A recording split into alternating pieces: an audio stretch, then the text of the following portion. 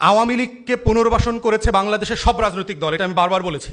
আওয়ামী লীগকে প্রথম পুনর্বাসন করেছে শহীদ প্রেসিডেন্ট জিয়াউর রহমানের উদারতা দিয়ে, এবং বিশ্বাস করে হাসিনাকে দেশে আসতে দিছে।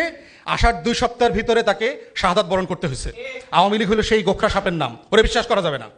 আওয়ামী লীগকে প্রথম সংসদে কে নিছে? 86 সালের নির্বাচনের মধ্য দিয়ে জাতীয় পার্টি নিছে।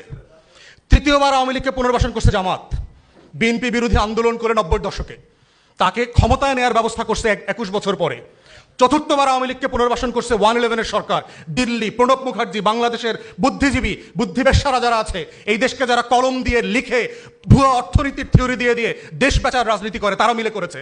আওয়ামী লীগকে যারা যারা বিশ্বাস করে পুনর্বাসনের রাজনীতি করেছে, তারা সবাই এই দেশে অভিশপ্তের শিকার হয়েছে। সবাই হয়েছে, সবাইকে মূল্য দিতে হয়েছে বাংলাদেশে।